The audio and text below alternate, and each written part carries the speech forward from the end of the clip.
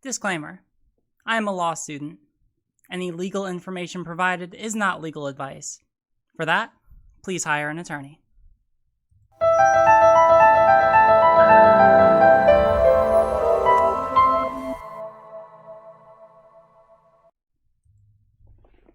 Hi. Before we begin, I'm going to go ahead and silence that. Now, we're going to do something interesting today. We're going to start with 3 hypotheticals. First, imagine that we have a baker. Let's say that this baker, they live somewhere in the South. Let's say more the rural South, the kind of place that you probably, if you are of a minority status, probably want to avoid. And let's say that this baker gets some customers that comes into his shop. Let's say it's 2 men, and it's 2 men who go up to him and ask this baker to make a cake for their wedding. And let's say in response, the baker responds that he will never make a cake for them.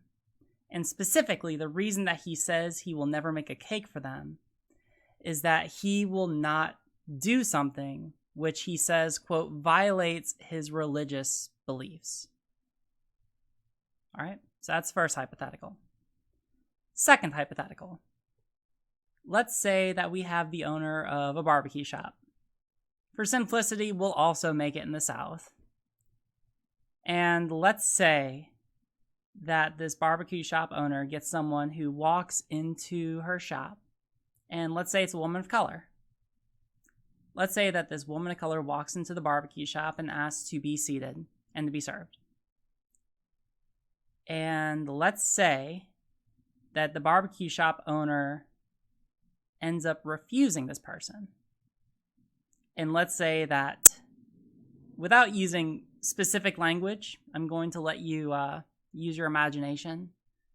But let's say that this person uses some language that we consider to be largely distasteful in society, in saying that she will never, ever serve someone who is insert word, who walks into her barbecue shop.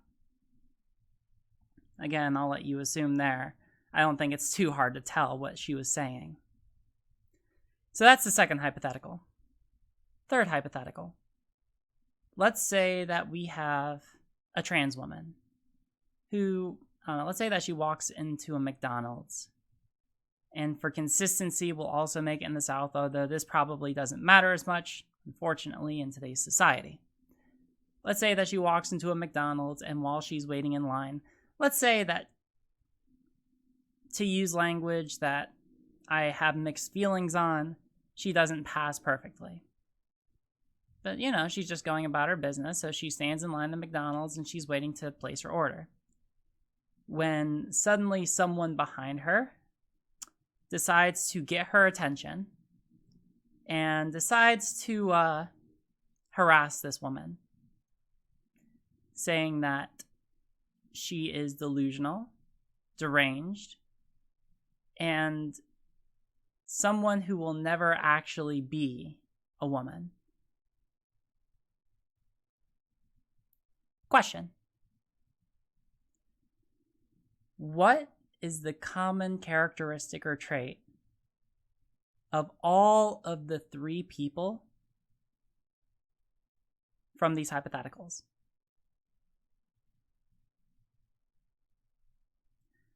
So hey, welcome. It's great to have y'all here. This is the second video sort of looking at the whole debacle or the exchanges, whatever you want to call it, between Xanderhal and Essence of Thought. A lot has happened over the past couple weeks. So what I'm going to do today is effectively, for people who have watched my first video on sort of the subject about armchair psychology, which I have previously taken down, what I am going to do is I'm going to talk a little bit about those arguments I made there.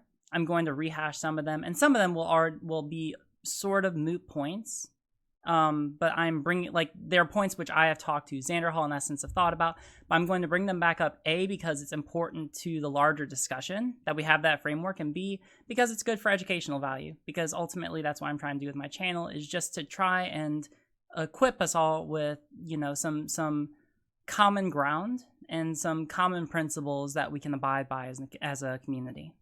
All right? So, with that said, where we can start as far as the facts goes is this will go back to the stream that Xanderhal had on March 21st. It was the stream that Xanderhal had. It's called Essence of Thought is a Weasley Little Liar. And this is sort of where the issues that we're talking about today came up. I'm going to let this play. I'm not going to, just like the last time I did the video on this, I'm not going to mince any of his words. I'm just going to let it play, and you can all do with it what you will. All right? And then I'll talk a little bit more about how it's relevant after.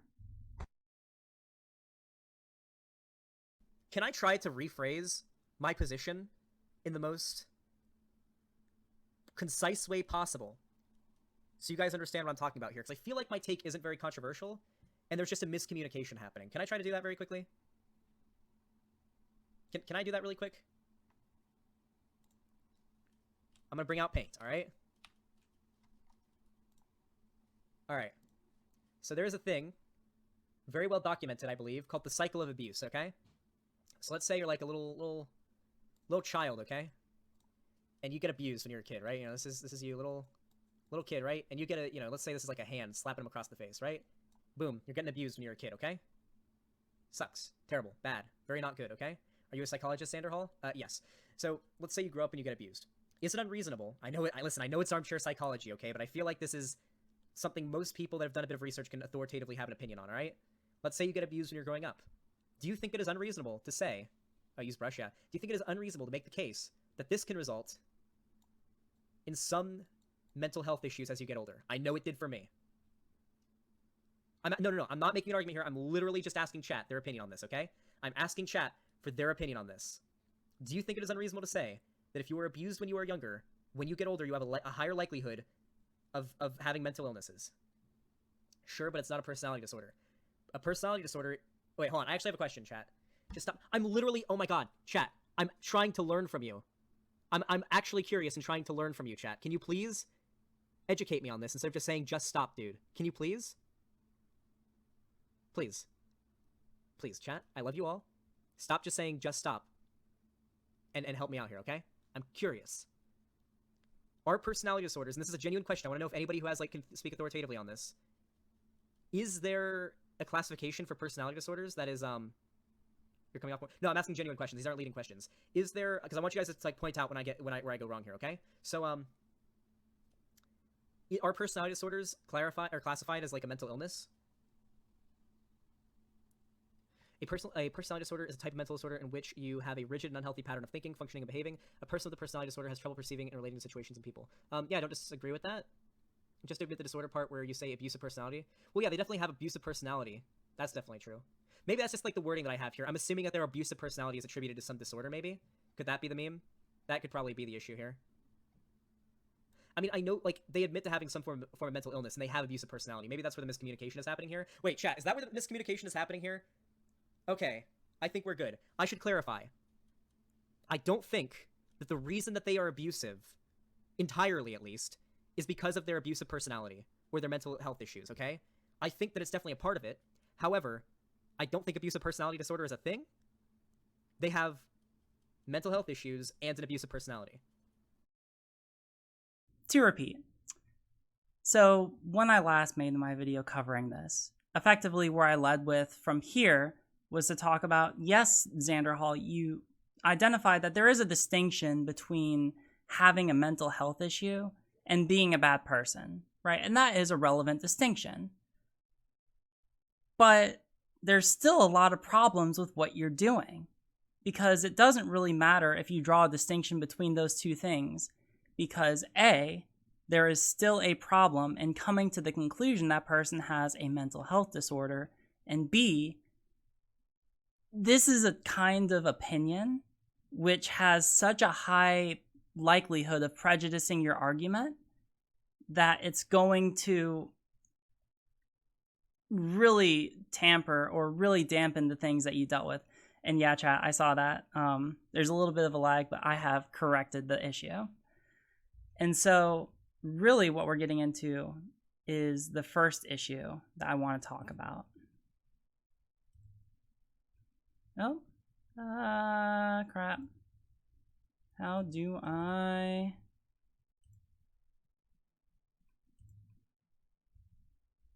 Boom.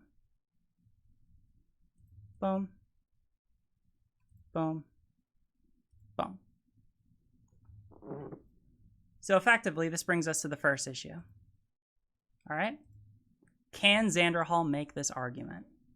Can Xanderhal make the argument that essence of thought has this sort of mental issue? And that's sort of what I want to dig into first, is like being able at a fundamental level to be able to say that someone suffers from a mental disease or defect when we're operating in this sort of a community. All right? Now, because I cannot actually rely on legal principles or legal ideas, I'm going to be introducing a new arbitrary rule of internet argumentation, which goes to expert opinions.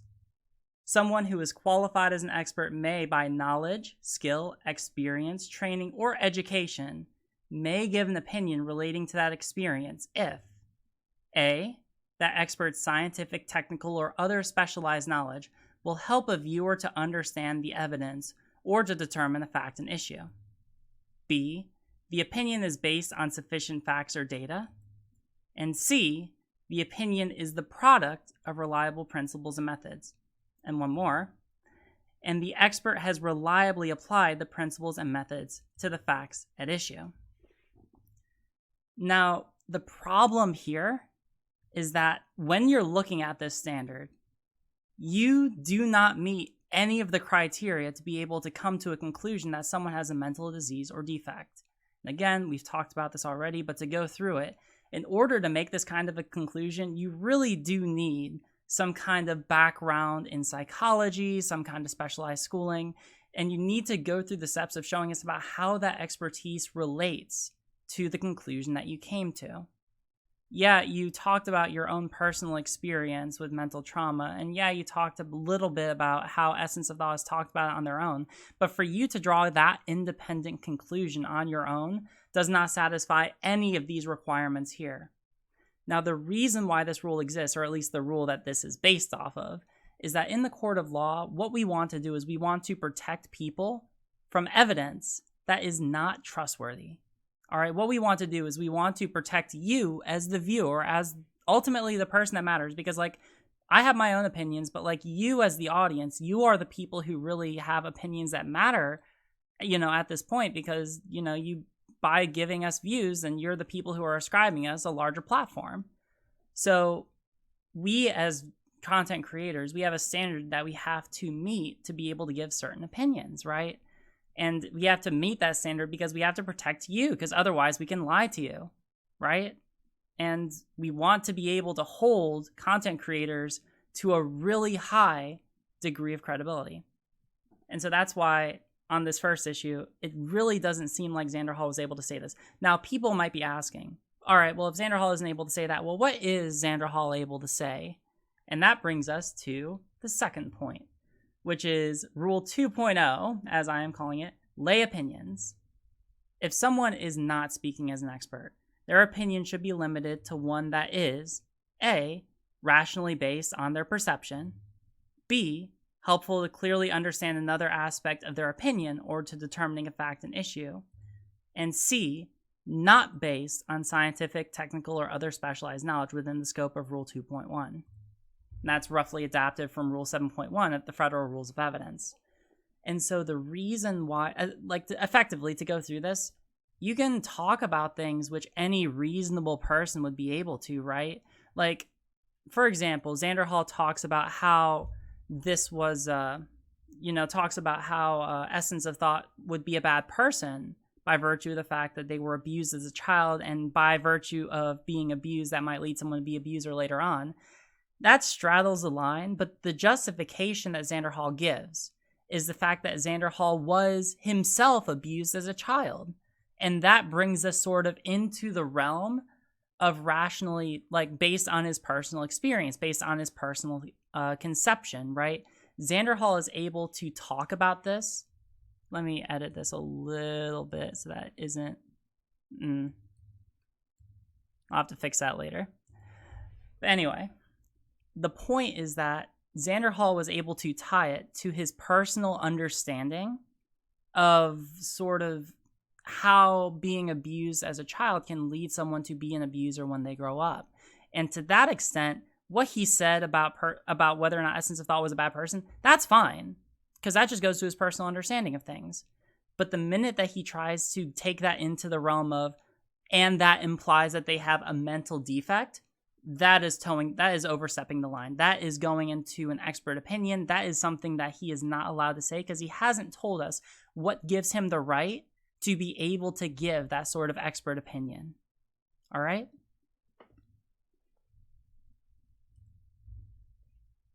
And that's really sort of that's really like the main point that I wanted to make in my first video. Now, going on to sort of the second issue that I wanted to talk about is that, all right, even if he was able to make that argument, there's also the consideration of, should he, right? Even if he is able to make that argument, even if he's able to make the argument that Essence of Thought suffers from sort of mental disease or defect, why does he need to? Because when you start arguing that someone suffers from a mental disease or defect, it really, really has some negative impacts on that person's credibility. And it kind of subverts any attempt to engage in that argument, right? And this really connects back to what we're going to be calling Rule 2.2, prejudice, confusion, waste of time, or other reasons to exclude. All right? What we should do is we should consider excluding substantive opinions, so like opinions that might be totally valid, right? Like logically coherent and all that, from consideration if its probative value is substantially outweighed by a danger of one or more of the following: unfair prejudice, confusing the issues, misleading the viewers, undue delay, wasting time. That's actually in there. I forgot to make that into another. Or needlessly presenting cumulative evidence. All right? That last one. And that's roughly adapted from Rule 403 of the Federal Rules of Evidence. Now, what's the reason that this rule exists? Well, I mean, let's look at this. I mean, we can just explore this situation, right? Let's say that Xanderhal was right. And let's say that meant that Essence of Thought, and maybe any other trans person, because there's kind of an issue where Xanderhal's argument could be taken to be applied to any trans person by the way that he phrased it. That's another issue. Xanderhal has later said that was not his intention, so I'm not going to be addressing that in too much depth. But let's say that Xanderhal was right about Essence of Thought, and that Essence of Thought had mental diseases or defects or issues that impacted, arguably, Essence of Thought's arguments. Well, the thing is, when you are able to make that sort of argument, it really incentivizes you to disconnect with the merits of the argument that Essence of Thought is making entirely, right? When you argue that someone has a mental disease and you just use that to paint their entire argument as invalid, that's really dangerous, because not only are you opening the box to that person not being credible, even if they might, like, on the merits of their argument, have like the most ironclad, the best possible argument that they could make. Like let's just say that Essence of Thought was objectively right. I'm not saying that they are, but let's just say for sake of argument that they were, right? Then this would give Xanderhal the ability to completely disengage with that argument. If you take it to the logical extreme, then it means that Xanderhal can disengage with anyone who has arguably a mental disease or defect, and to the furthest extreme, anyone who's trans, because they might have a mental disease or defect, right? And that's a crazy big issue. This is so much potential for unfair prejudice that even if you can make it, there's a really strong policy argument that he just shouldn't.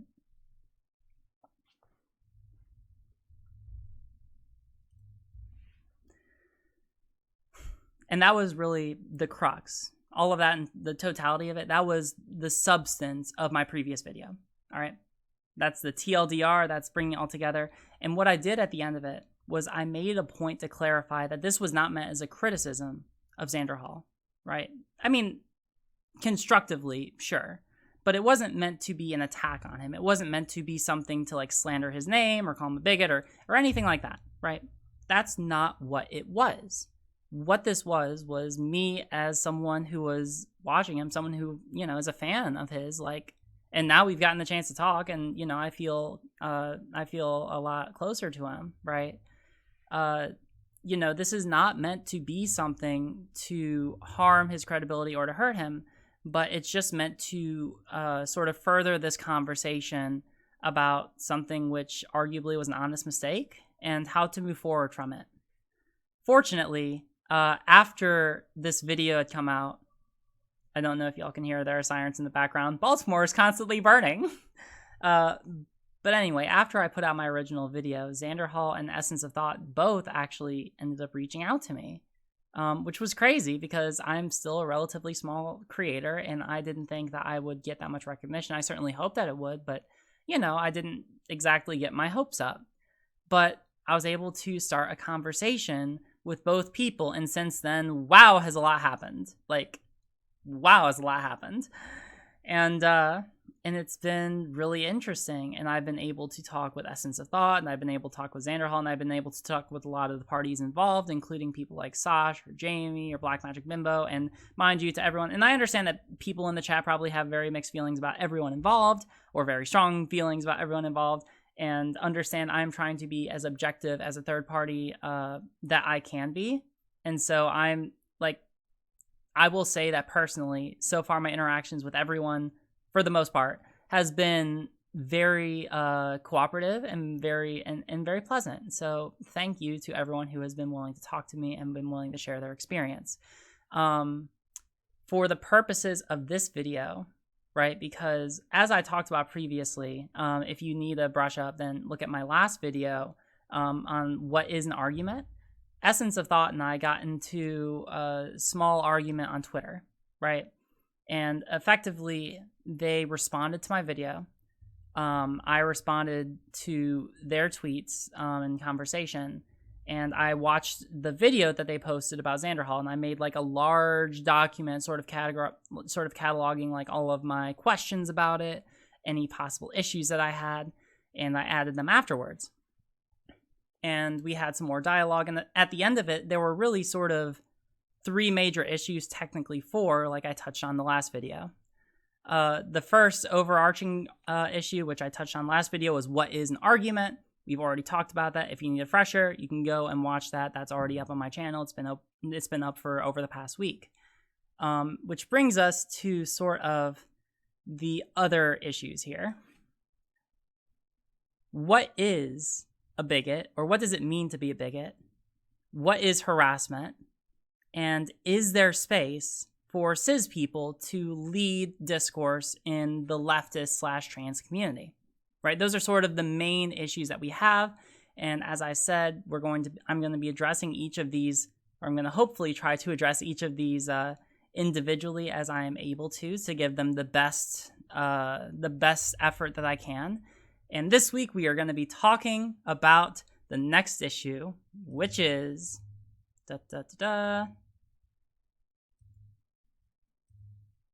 what is bigotry? All right. So, before we go into the exact analysis, the rules, I want to talk a little bit about what it means, or the factual background, right?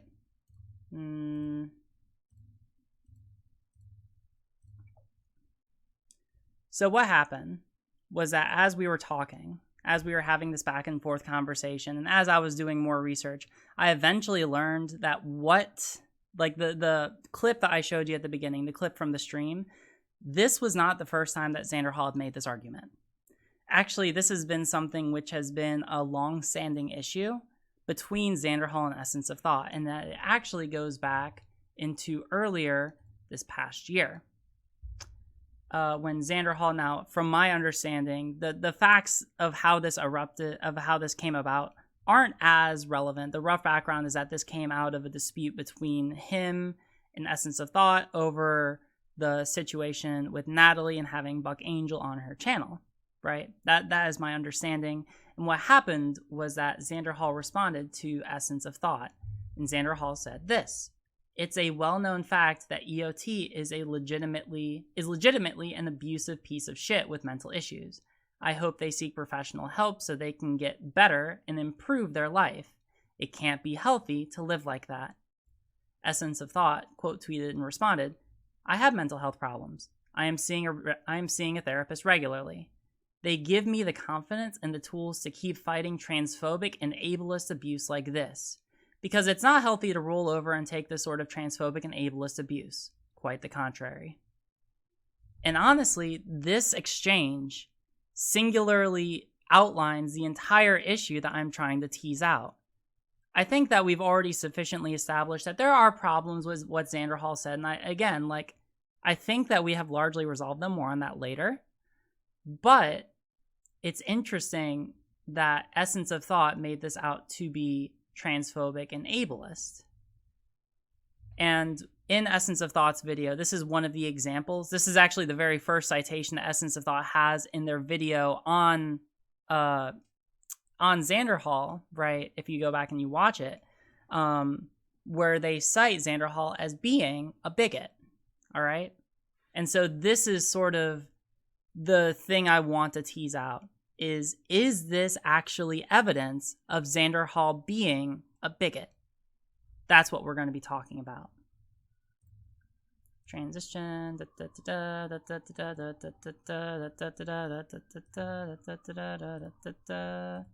There we go. So this comes down to, as I was doing research over the past week, there's a lot of literature on what it means to be a bigot, all right? And really, what you have are two positions that I found which seem to really encapsulate it. So William Ramsey talks about bigotry in two related elements in standard definitions, right? First, you have a very strong and perhaps irrational commitment to one's viewpoint. And secondly, you have a strong intolerance towards other viewpoints and groups. John Curvino, contrarily, in their thesis, or in their symposium, responded to this definition and talked about the fact that both of these qualities invite further questions. First, given that strong commitment characterizes not only bigotry, but also moral conviction, isn't the irrational part crucial to the definition? It's a question that he teases out. And also, even more challenging is pinning down what strong intolerance entails. And so really, you have eventually two working definitions of bigotry. William Ramsey's definition is this: holding evaluative beliefs or other attitudes that are usually negative and directed towards members of a group of persons where the property used for grouping fails to provide proper support for the negative evaluation. John Trevino goes on to talk about his thoughts on the definition, and he agrees that group directedness is key, but also emphasizes a feature that Ramsey abandons: stubbornness. So Curvino defines bigotry as stubborn and unjustified contempt towards groups of people, typically in the context of a larger system of subordination. For the purposes of this argument, this is going to be what we're going to be relying on as our definition of bigotry. So let's define it into elements, and let's make sure that we're all on the same page so that all of us know what we're talking about. The first element is stubborn, unjustified, includes a mindset of contempt, and includes action directed towards groups of people. All right. Now we've got the elements. Let's talk about each of them a little bit individually. So stubbornness. Ramsey rejects this feature because he's worried about the counterexample of the wishy-washy racist, right? He writes, while we often regard overly obstinate proponents of certain viewpoints as stubborn or dogmatic, Relatively few people today would regard this as an essential element of bigotry. Wishy-washy racists who aren't completely confident about their views are nevertheless seen as bigots, even if they are open to abandoning those views. Moreover, few people would say that a deeply religious person with an unyielding commitment to her faith is closer to being a bigot. In fact, we seldom think of bigotry as involving the endorsement of anything. Instead, we associate bigotry with the rejection or the attacking of something with an attitude of hostility or condemnation. Now, Trevino responds to this, saying that Ramsey's concern about the deeply religious person, along with his related point about endorsement, is handled by his inclusion of unjustified contempt as a key feature of bigotry. And this is what he says. When unjustified contempt is religious in nature, as with, for example, the Westboro Baptist Church of God hates fags infamy, unyielding commitment to the faith does, in fact, bring one closer to being a bigot, quote unquote.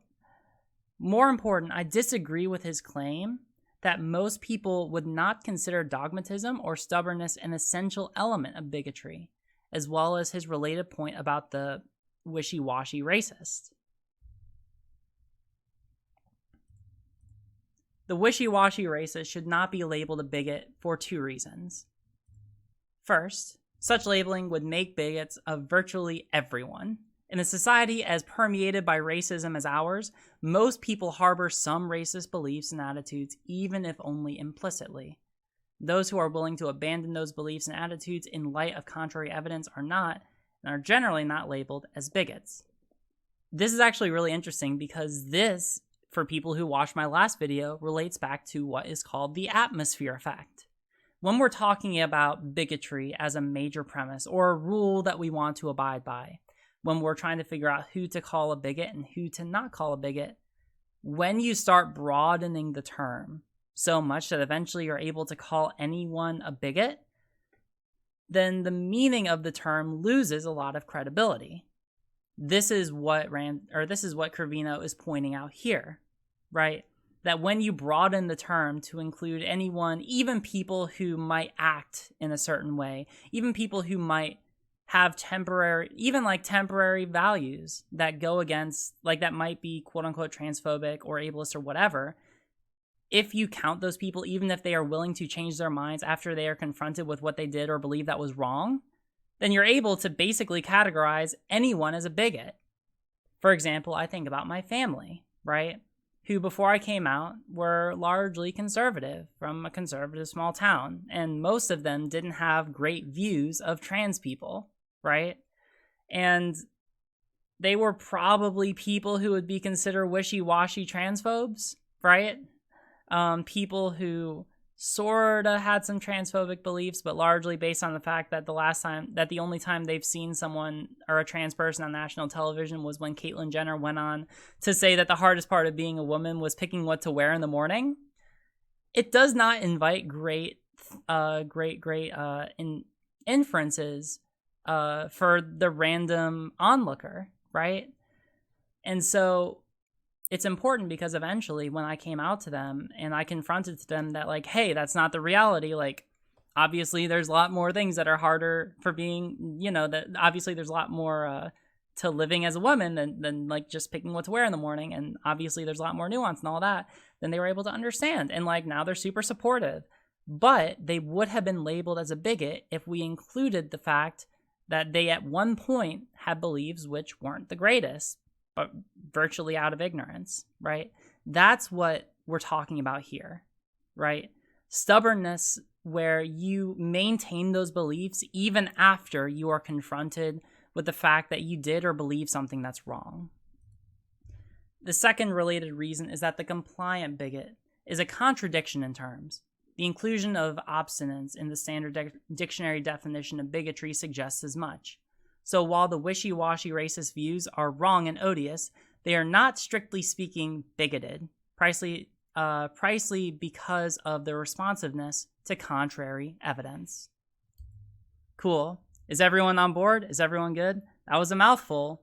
I just want to make sure that we're all good. Essentially, like the first part of this analysis is looking at stubbornness, which is the idea that not only do you have certain views about these people that you are supposedly bigoted towards, but you have that even in light of countervailing evidence to the contrary. That's all that the first element is. Cool. Awesome. Moving on. So then ignorance is not necessarily bigotry. Yeah. If you don't, now someone who is ignorant and then learns more about, say, the trans community, and then does not take that education into consideration with how they continue to respond to the trans community, that is what will more determine whether or not they are a bigot, right? It's not so much that they're acting out of ignorance from the original point, but more about how they respond after learning that they were wrong. The second element is that it's unjustified. Now, this does require some definition, but we'll begin with an example. For example, we don't consider an ardent opponent of slavery a bigot because we recognize their position to be justified, right? If someone is opposed to slavery, we know that they are not a bigot because we can look at them and objectively be like, oh yeah, they're trying to abolish slavery, the literal opposite of bigotry. The slavery proponent, by contrast, would wrongly, and this is the important term, would wrongly view a strong commitment to abolition as unjustified, and thus, wrongly, judge the ardent abolitionist to be bigoted. Now, this is going to be I want you to understand the distinction that we're about to draw here. There is a difference between looking at things objectively and subjectively. All right. Objectively looks at what is true regardless of what's going on in someone's head, right? Objectively has to do with irrelevant of what someone thinks of a certain situation, what is actually happening in that situation, all right? So I want to make the distinction right here. Objectively, slavery, racism, never good, never will be, never has been. It is objectively bad, all right? But essentially what they're looking at here is whether someone can be held accountable for the subjective aspect, what they think. Because what they argue is that justification is context sensitive, and that means so is bigotry. In different historical periods and places, people's access to evidence varies, and thus so does their levels of subjective justification. That evidence includes the testimony of others.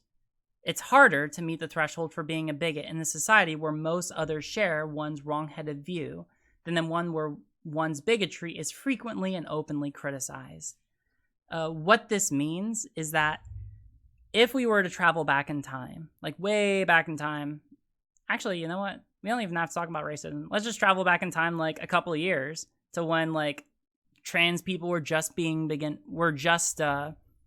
to be talked about in larger context, right? Because most of us were probably still alive back then, unless we were exceptionally young. A lot of us still remember that. I mean, trans rights have been moving at a crazy fast speed in society, right? And so what we want to think about is effectively what this is looking at is it's looking at whether someone's understanding, their current subjective understanding of a certain group of people is justified based on the then existing social context that they live in. Let's take, for example, my family again, who probably just a couple of years ago didn't have the greatest views of trans people. Well, if we go back even further, let's say we go back 10 years to where Caitlyn Jenner is probably the only example that they have. I mean, I can't remember exactly when Caitlyn Jenner came out, but whenever she did. Let's go back to that point in history where there was not a lot of national trans representation. I mean, there's still not a lot, but go with me. Based on what they knew from society, because mind you, they lived in a town where it's not like they were exposed to a lot of trans people. It's not like that was a conversation that was happening. It's not as if they were in such a space in society or such a social circle that was talking about the subject of trans people. And they probably didn't have the greatest beliefs, but does that necessarily mean that they're bigots just because they don't have access to the correct kind of information? This is basically addressing that question. saying that they're probably not necessarily bigots because they are not in such a space where we can expect them, or we can expect a reasonable person to have been exposed to objectively the right sort of ideas.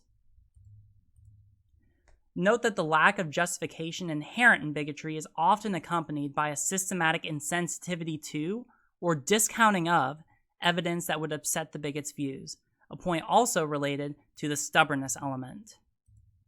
What philosopher Kwame Anthony Appiah writes about racial prejudice, to analogize here, is apt as well. Bigotry involves a systematically distorted rationality. So when we're looking at this element, what this means is that what we're looking for is someone who lives in such a space in society, or such a society in general, where they have been exposed to objectively the right ideas, where they know that the society disapproves of racism, where they know that society disapproves of transphobia or racism or whatever, or that their current existing circle disapproves of those sorts of values and continues to have them anyway, right? This is where that is subjectively unjustified, right? Where even though they have the right ideas in their head, they still choose to pursue things that they know goes against the social grain. All right? That's unjustified. The third element of contempt. Corvino does not necessarily talk about something... I miswrote that. Corvino does not necessarily talk about like having inherent hatred towards groups of people. Contempt may be warranted or unwarranted depending on the object. Professor Michelle Mason argues it can even be a valuable moral attitude when properly focused, a morally justified response to persons who manifest a bad moral character. Thus, to say that bigots have contempt is not to say that they are necessarily hate-filled, although they may be and often are. It's rather to say that bigots have a negative evaluative attitude towards the object of bigotry. Ramsey captures this feature in terms of evaluative beliefs or other attitudes that are usually negative and directed towards members of a group. What does this mean? Well, think about the people. Let's think about the race realists for a moment. Let's think about people who are racist who, will make the argument, it's not that I hate Black people. It's just that objectively speaking, heavy quotes, there are just natural differences between us and them that make it so that they can't function at as high a mental capacity or what have you based on something like DNA or the shape of the skull or whatever sort of justification they have, right? Even though they might not be outwardly expressing some degree of hate, maybe they've been able to justify it in their own minds that they are not hateful, right? Usually people don't like to acknowledge to themselves that they're hateful, right? Like people's ego generally won't allow it, right? Like no one likes thinking that they're a bad person. No one likes thinking that they are like objectively hateful and whatnot, right? Like people will find a way to justify what they believe. And this is effectively saying that like having contempt towards people does not necessarily mean just hate, but it can also mean twisting around a rationality such that you're able to justify your hatred in what sounds logical. All right? Corvino does not necessarily talk about something... Oh, that's the same slide. To bring us to the fourth element, groups of people. Stubborn, unjustified contempt towards an isolated individual would be wrong. Unjustified towards an would be wrong, but it's not necessarily bigotry. The contempt must be directed at the individual qua group member, meaning someone by virtue of the fact that they belong to a larger group. Moreover, not just any grouping counts. Someone who feels stubborn, unjustified contempt towards people whose names begin with the letter K would be strange but would not be a bigot. Why not? One might think that the reason is that the grouping of people whose names begin with the letter K is arbitrary, whereas bigotry typically targets constitutive features of identity such as race, ethnicity, religion, sex, gender identity, sexual orientation, and so on. BIS question. What is the common characteristic or trait of 3 people in all the hypotheticals? Southern. I swear I'm not. I actually lived in the South for about 5 years or so. True story. There are good people down there. That's actually, I've talked about that. I believe I've talked about that before on my channel, but, it's definitely a long conversation that's worth having. Now, those are the 4 elements, right? But before we get to the analysis, the next part of the analysis is really supposed to talk about how we apply those elements to the facts at hand, right? That's usually how analysis goes. You have the facts, you have the rule, or you have the issue, you have the facts, you have the rule, you have the analysis, and then the conclusion. But before then, we do have something else that we need to talk about, and that is what standards are we going to abide by? What standards of proof? How much evidence do we need to have to be able to prove the thing that we are trying to prove, right? And that's where we're going to introduce one more. We're doing a lot today, but hey, y'all are doing great. Holy crap, we're almost an hour in. Granted, that was about 10 minutes after, so we're like 50 minutes in. I'm going to try and finish at an hour, so stick with me. We're almost there. And this goes to Rule 1.1, Standards of Proof. There are 2 primary standards of proof we could go by. One is beyond a reasonable doubt, which I'm sure you've heard of, so there's no hiding the ball there. This is the highest possible burden, and what this means is that the people who are bringing the claims against someone have the burden to disprove every reasonable alternative explanation.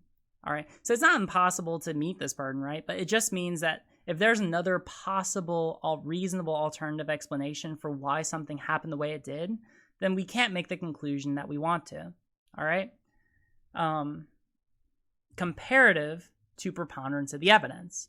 What this means is that it's the second highest burden, and you just need to prove that something is more likely than not. Will this be on the test? There's not going to be a test. This is just my gift to you. I'm a fucking nerd. I just do this for fun. All right? Enjoy. Have fun. I'm glad that there are so many. I'm going to stop here for a moment. I'm glad that there are so many people watching. I mean, I was unsure about how this format would go over. It is very lecture-y, but I'm glad that you all are enjoying it and finding it useful. So these are the 2 different burdens that we could go by. For preponderance of the evidence, think of like the scales of justice, right? If you have scales here, right? And let's say that there's each scale represents the amount of evidence on each side. And at this point, let's say that they're equal, and then you put like the weight of a feather on one side and it tips it just a little bit, then you conclude for that side. All right, that's what that means, right? Like the smallest amount to tip in one way or the other. All right, that's basically how you determine what the answer is to that analysis. I didn't include this in the earlier issues because to me, issues 1 and 2 are satisfied under both standards. They're pretty straightforward and honestly pretty well set. And I think that Xanderhal agrees with me. Again, more on that in a little bit. The thing about these standards is that they are both textual and policy justifications for either standard. So generally speaking, I don't know if y'all can hear that. The city is still burning around us. I apologize. But anyway, when you use a beyond a reasonable doubt, so we're just going to talk about like when you do it in the court of law, right? When you use a beyond a reasonable doubt standard, it's A, when you are in a criminal trial, and B, when you are looking at prison sentence as a punishment, right? Whereas preponderance of the evidence is used more for suits, right? Lawsuits, things which are not going to result in jail time, right? Primarily, those are the main difference in how those standards are applied. There's a lot more nuance, but again, this is not a legal conclusion. I'm not a legal professional, hire an attorney, disclaimer, all that, right? And so the reason why I had a little trouble choosing between which standard to use here is because there's not really a great analogy to the law as far as like a claim for bigotry, right? Like this is a social context. This is like a very social construct, right? It's something which is for the most part protected as free speech. Of course, you have a right to be an asshole. Now, there are certain contexts where people's free speech are not protected. That's a whole nother discussion. But generally speaking, from my understanding as a law student, there's not a great analogy to be able to draw here. So it's not like I can textually look at one or the other. And if we're making policy decisions, this sort of goes back to the conversation on cancel culture, right? Because this could be described by Xanderhal as an attempt to cancel him, as an attempt to try and ruin his career, by, coloring his moral character poorly.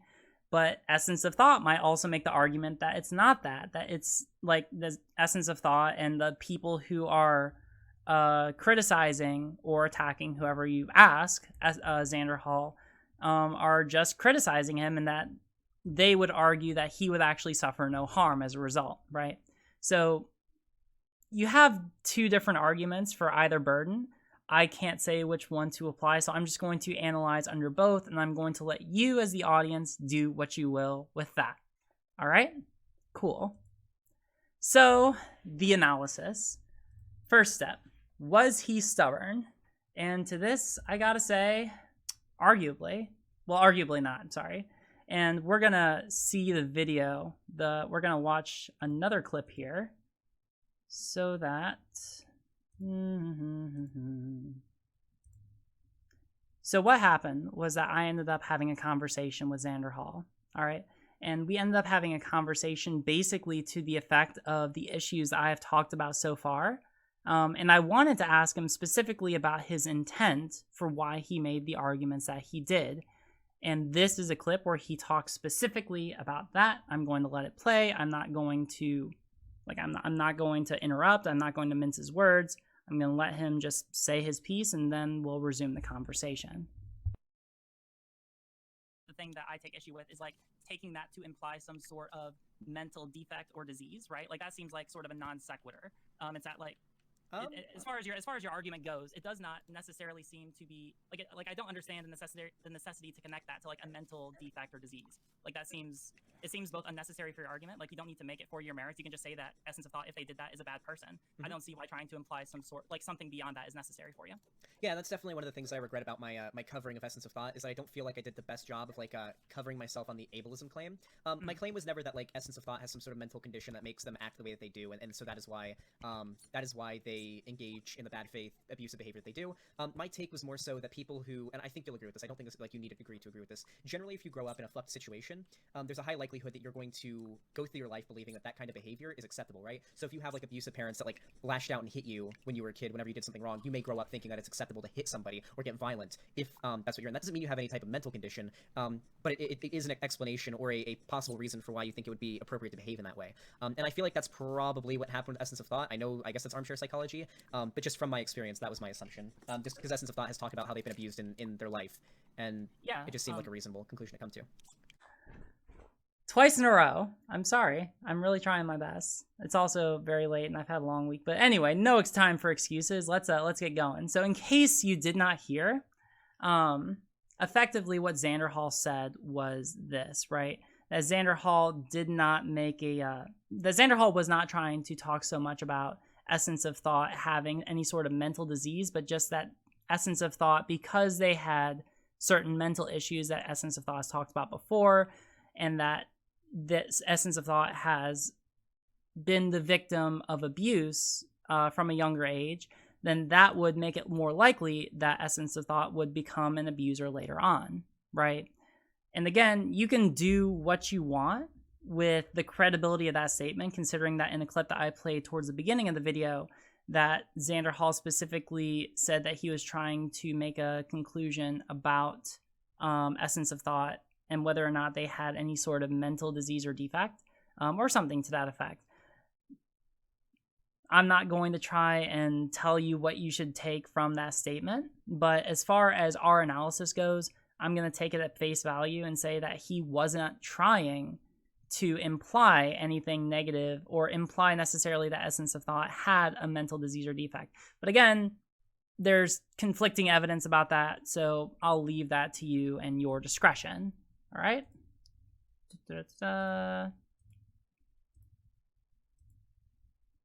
Transition. So, was he stubborn? Arguably not, based on... Hey, thanks for the subscription. Based on what he said in the video, it seems like the evidence seems to weigh in favor that he was not stubborn, right? In the idea that stubbornness here would require that he would not even adhere, or he wouldn't even listen to any of the objections I brought up. And as you can see from the video, I did go through the basic claims, right? And he was receptive towards them, and we had a dialogue, right? So I think that there is more argument in the contrary to say that he wasn't stubborn than to say that he was. But you can also look at the other interactions on Twitter, which are going to be covered in the following video, right? Because let me be clear, there is so much blood on the floor, right? Like going through all of this, like going through all of the interactions between Xanderhal and Essence of Thought and Black Magic Mimbo and Sash and Jamie and everyone. Like there's so many people. And I've been trying my best to make sense of all of this, all right? I've been trying my honest, absolute best. But the point that again, this will be explored more in the future, but the point to say right now is that there are other interactions where Xanderhal could arguably have been said to be more stubborn.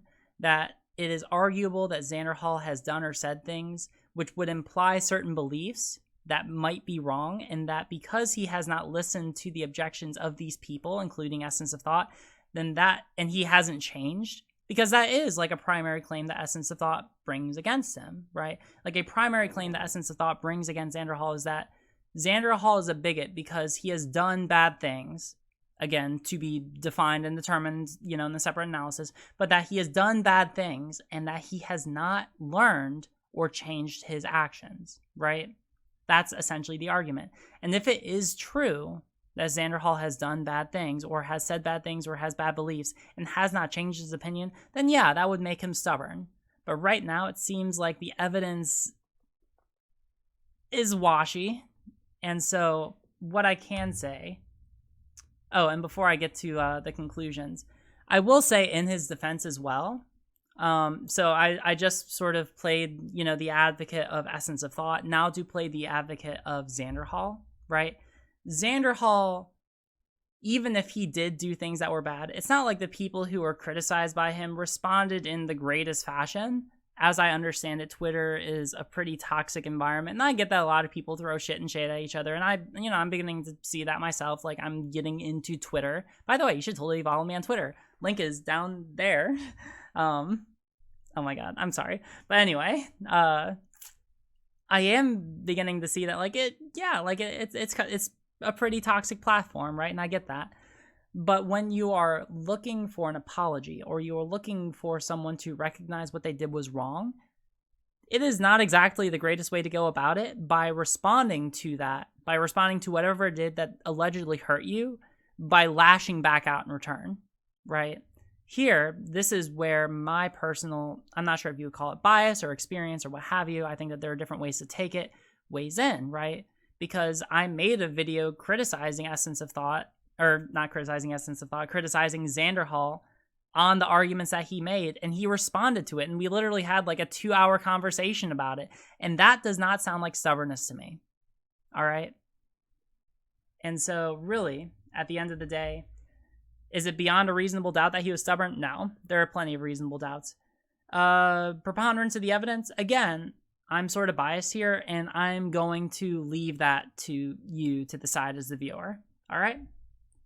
Next, was he unjustified?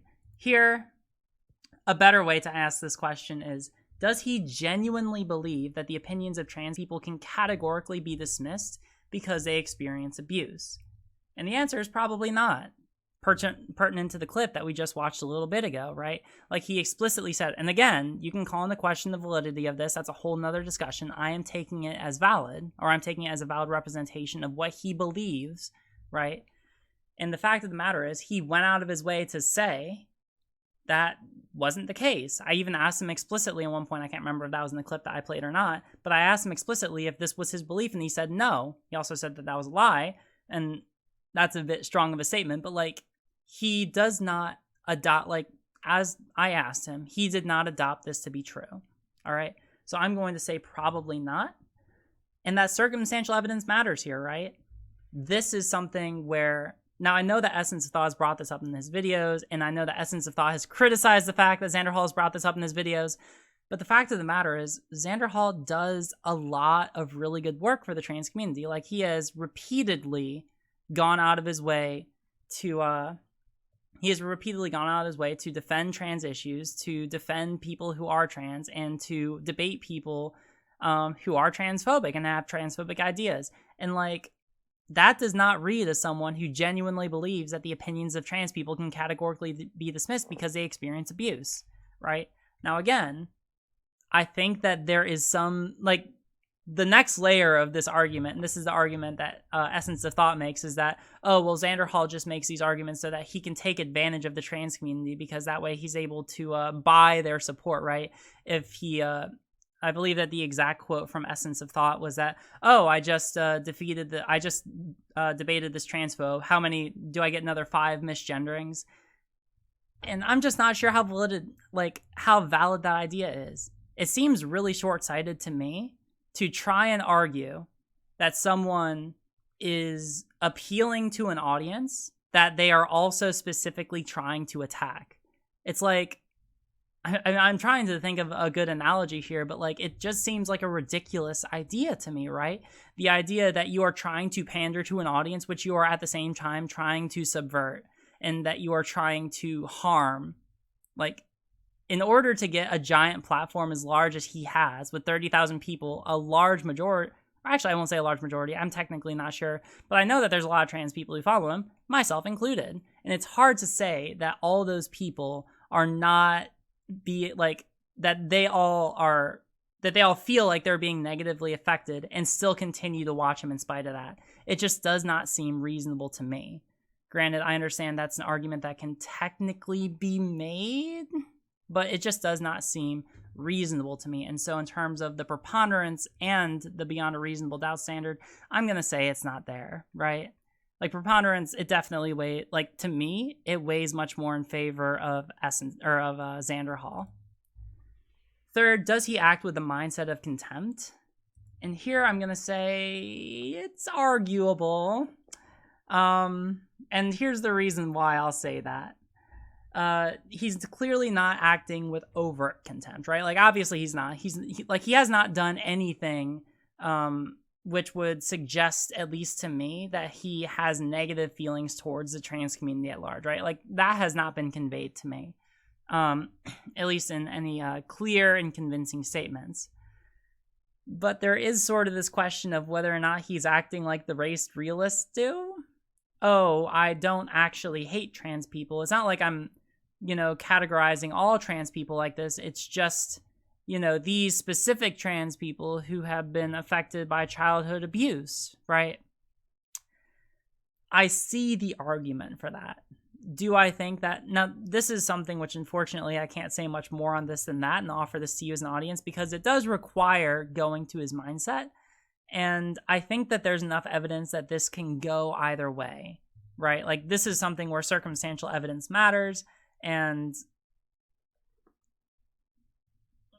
the thing about contempt is that I probably personally, if I'm going to offer my personal opinion on this, I don't think that he necessarily falls into this category of contempt, or meets this element rather, just because it seems like it would require sort of a fundamental, at least negative attitude to rely on language from earlier towards the group of people. And that's just something I'm not seeing based on circumstantial evidence. But again, people can come to different conclusions on that. So beyond a reasonable doubt, no. Preponderance of the evidence, I'm going to leave that to you as the audience. Did he target a group of people? This is arguable, right? Going back to the fact that on one hand, he said that, going back to the idea that his argument as it was made could be broadened. Like, in the way that he argued it, I'm not, like, again, he said that that was not his intention, but in the way that he argued it, it could have been broadened to include all trans people, because all trans people, or most trans people, suffer childhood abuse, and therefore most trans people can grow up to have a certain mindset of, or certain mental disease or mindset of abusive behavior, right? Like, the way that he made that argument opened the door for that interpretation, and it's arguable that means that he was targeting a group of people when he did that. But on the other hand, he did say explicitly that that was not his intention.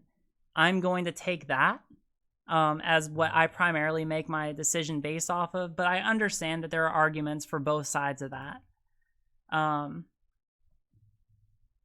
Yeah, on the other hand, the argument he made can be implied categorically, right? So beyond a reasonable doubt, no. Preponderance of the evidence, again, I'll leave that one to you. So, to start wrapping up this conversation, or at least to bring up my conclusion, do I think beyond a reasonable doubt that Xanderhal is a bigot based on these actions that we talked about?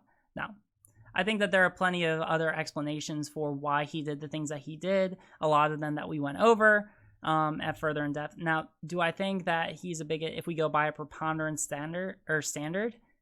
I think that it's, like, the thing about it is that I definitely see the argument, right? Like, a lot of people, like, I think that Xanderhal tried to dismiss a lot of these arguments as, just woke scolds trying to cancel him, or woke scolds just being mad at him for no reason. And I do not think that, right? I think that there's a lot more argument here, and I think that I've shown that there is a lot more nuance, especially, like, we haven't even talked about all the stuff on Twitter, right? Like, that is a whole nother discussion, right? And that's another evaluation for whether or not he might be a bigot, because that's additional information, but we just cannot go over all of that right now, right? But, right, based on this, I think that it's a reasonable argument to make. Ultimately, I don't think that this passes a preponderance standard because it requires a degree of intent, right? It requires a degree of intent which shows a very negative feeling towards the trans community. It requires a certain mindset, which it just doesn't seem like he has, right? Now, I think that based on the earlier analysis, is it arguable that he did things which are ableist or transphobic, or made arguments which are ableist or transphobic? I think that that is true. I do. I think that the arguments he made in the video that we talked about at the beginning definitely had transphobic or ableist implications in them. But I also think that because of the way that it was communicated, it seems like there was a primary issue in communication. And it seems like the issue was not so much that he was trying to intend to harm trans people or people who suffer from some kind of mental defect or disease, but that he didn't communicate his ideas properly, right? And because of that, the proper remedy seems to be, if I could, advocate for a remedy. Again, like, I don't have any power here. I'm just making this video in the hopes that, Xanderhal and Essence of Thought watch this. It might be good to make an apology. It might be good to make an apology, Xanderhal, right? Because, yes, you did not do, and, like, I don't think that you're a bigot. I don't think that you're a bigot. And, like, we acknowledge, like, I think that we both agree that the things that you said are not the most founded. And I understand where you're coming from. I understand that, wanting to apologize to Essence of Thought is like pulling teeth. Like, I get that, right? You both are like oil and water, right? I totally understand where you are coming from. Completely, right? I want you to understand that where I'm coming into this is not to try and make war. I'm not. I'm really trying to put some finality on this. I'm really trying to make peace. I didn't think I would have an opportunity to. I didn't know how my first video was going to go over. I did not know whether or not I was going to be able to affect either of you at all. But the coolest thing is that I've been able to. And I want to try and push that as far as I can, because the fact of the matter is, you two being as large creators as you are, let's face it, both of you are going to have comparably around the same audience before too long. And both of you have a very strong leftist community. And having this division between the both of you is only creating division in the larger movement. It is. And if what you want to do is try to defend your ground and, preserve your integrity and yada yada, then yeah, I guess you can ignore Essence of Thought. And Essence of Thought, you can ignore Xanderhal, and you both can go on doing your things, but you're driving a wedge between the movement. I think that it's justified to give essence of thought an apology, like a sincere apology, right? On this issue, I do, and I also think that essence of thought, you shouldn't like put the way that you request an apology in such a way where it comes off very scathingly to the people that you want an apology from. Because like, if you ever want an apology, and I understand that there are other arguments that, you know, you shouldn't have to be nice, and you shouldn't have to be a good little tran in order to get an apology. Like, I get that. I understand the argument for it. But as a practical matter, if you are talking to someone and what you want is an apology, the last thing that you want to do is to insult them, because that's going to mean that the last thing that they want to do is to give you an apology, right? I understand the policy concerns. I understand why you might not want to be nice to this person. I get all of that. I do. But understand that there are larger implications about the leftist movement, because you two as content creators have a lot riding on this.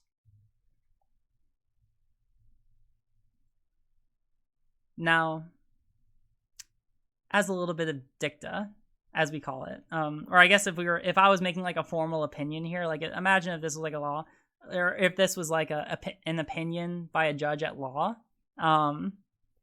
Dicta is something which is included by a judge in an opinion, which isn't necessarily relevant to the immediate discussion, but something that the judge thinks is interesting to include nonetheless for the benefit of the parties.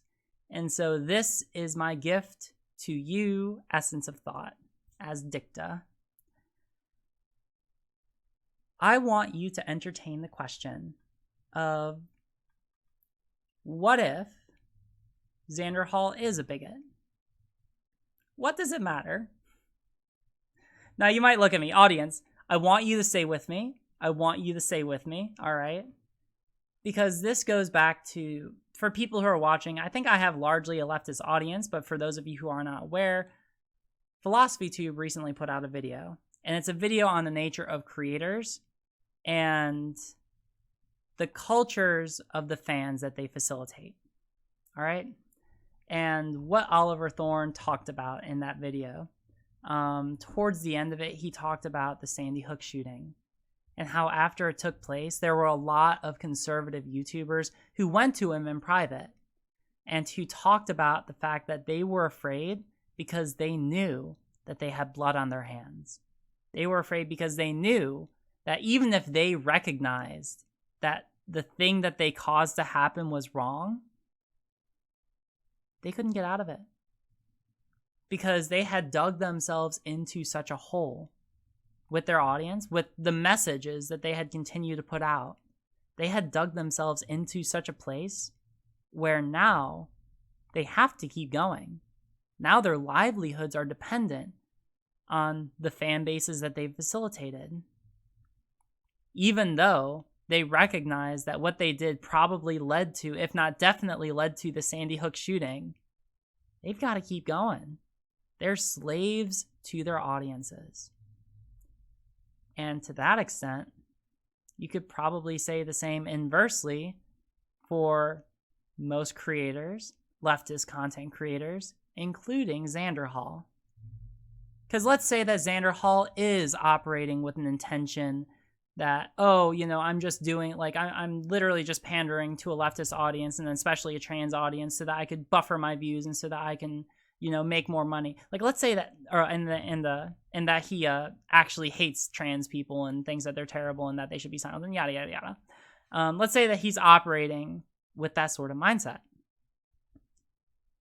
The problem with this for him in this situation is that he has facilitated a culture, a fan base, which has an expectation set for him, right? His fan base expects certain messages from him. His fan base expects him to act a certain way.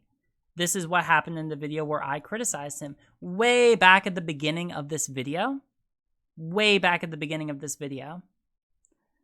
When we talked about the stream where all of this sort of genesis from, at least as far as my participation in the conversation happened, that was a great example where we saw that he was making an argument and his audience made sure to catch him on something that they didn't agree with. And the fact of the matter is, if he ever tries to step out of line and make something which is so egregiously outrageous, then his audience will hold him to a higher expectation. I don't want to say he's necessarily a slave to his audience, but that sort of is the condition that a lot of us creators are in. If we facilitate a certain expectation, and especially an expectation of leftist creators, then to not meet that expectation may mean compromising our livelihood, or at least our social platform. So even if you do believe that he's bigoted, I think that there is some... You can rest a little bit knowing that he has an audience which now has an expectation that he is not to be bigoted, that he's not to be transphobic, and that he is not to be ableist. So do with that what you will.